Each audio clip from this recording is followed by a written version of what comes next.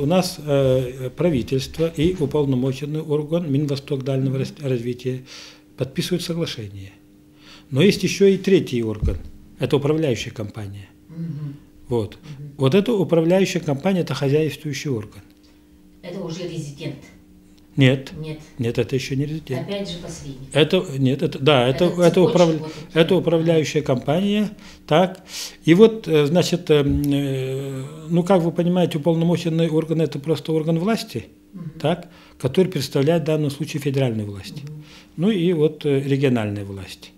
И вот эти власти договариваются, и все это передают хозяйствующему субъекту, это управляющей компании.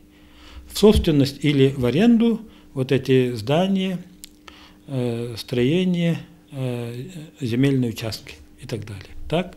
Вот.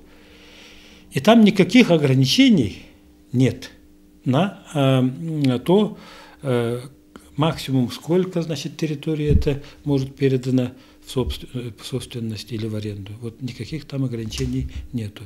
Ну, то есть просто предполагается, что вот здесь вот такое-то производство будет, и для этого производства необходима вот такая территория, и это, значит, вот передается, определяется как территория ближайшего развития. Так? Хорошо. И вот в данном случае, значит, это теперь вот представим себе, что есть управляющая компания. Так. Этой компании пока нету. Речь идет об ее организации. Это совершенно новая компания будет. Так. И она является вот стопроцентной акцией это, значит, Российской Федерации. Вот для управляющей компании.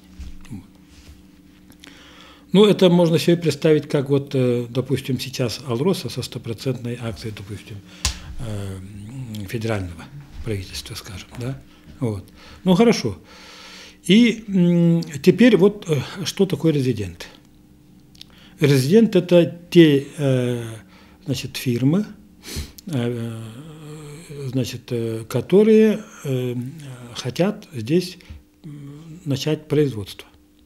Вот, допустим, кто-то предполагает, значит, алмазно-бриллиантовый комплекс, заводы гранильные открыть, так.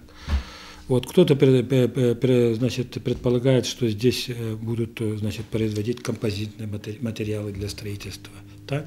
Вот. И смотрите, значит, вот как. Вот когда территория определена, управляющая компания на этой территории всю инфраструктуру строит. Вот, все строит, так. Ну, или берет в аренду от муниципалитета, так. Вот. Или от субъекта федерации.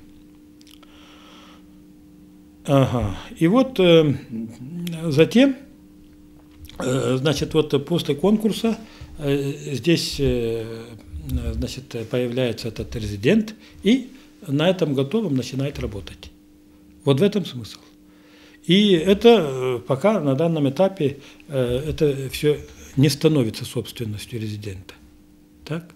А является пока, если собственность, то это собственность управляющей компании. Вот, значит, такая схема. И вот, значит, мы, значит, как считаем, что мы должны быть очень осторожны с земельными участками, так, например. Так. И то, что в проекте закона написано, что земельные участки можно отдавать, значит, под аренду или на правах собственности, вот это выписано просто без всяких ограничений. Вот, значит, ну, я, например, выступил против, так. И считаю, что и такая поправка была, значит, внесена мной в комитет вот, по предпринимательству, где, значит, я предлагаю, что земельные участки в собственность могут передаваться только те, которые находятся под строениями, зданиями, сооружениями, которые передаются в собственность. Ну вот примерно вот так. Ну, там это, конечно, надо все... Есть прилегающие территории?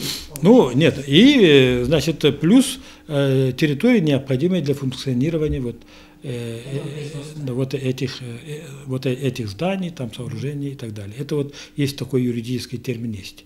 Так? Вот мы применили этот юридический термин. Вот.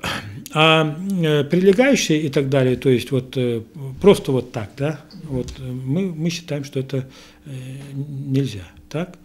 То есть, например, вот весь ТОР, всю территорию прилегающего развития, можно, так сказать, как бы передать в собственность, и потом вот неизвестно, что с этим будет.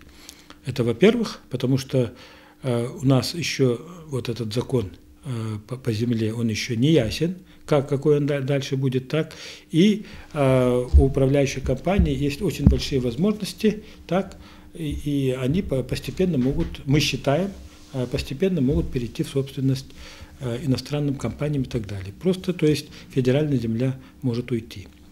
И в том, что вот мы сделали такую поправку, конечно, никакого противоречия с законом нет и быть не может, это во-первых.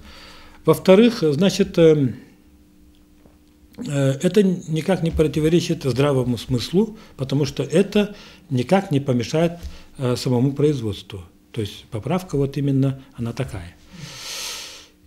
И тем не менее, значит, моя поправка комитета, она не прошла, и, значит, я поставил это на голосование во время 12-й сессии. Так. Ну, там как произошло, значит, 33 депутата поддержали мою поправку, так, 17 проголосовали против и 9 воздержались. 3 голосов не хватило, то есть надо набрать 36. 36 это, значит, большая половина от 70. Вот. Ну, такие требования. Так, регламента работы Илтумен. И вот таким образом моя поправка не прошла, но тем не менее она нашла поддержку у депутатов. Так? Вот. И все-таки я считаю, что это все-таки недоработка комитета. Надо было все-таки вот этой поправке внимательнее отнестись. И тогда, что бы было? Значит, эта поправка вошла бы в поправку от Илтумен, которая поступит в Госдуму. Ну, там, конечно, никакой гарантии стопроцентной, что эта поправка пройдет в Госдуму, нет. Так? Это известно. Но, тем не менее, вот депутаты Госдумы, они бы знали, что есть такое возражение. И это возражение субъекта федерации. Это достаточно сильно. Так? И поэтому после этого мы вынуждены были просто писать разным субъектам федерации, чтобы они поддержали нас вот в этом отношении. Ну, какие-то субъекты, значит, ответили, что они получили, рассмотрят и так далее. Ну, субъектов много. Сейчас 86 субъектов федерации, так. Вот, и мы примерно где-то к 70 субъектам мы написали, но вот как это будет проходить, это еще неизвестно. Также, значит, мы обратились, значит, члену Совета Федерации Акимову, Томусову, депутату Госдумы, и депутату Госдумы, значит, Николаеву. Вот. Тумусов сказал, что поддержит, а Акимов тоже как-то вот сказал, что вот, значит, будет рассматривать нашу поправку.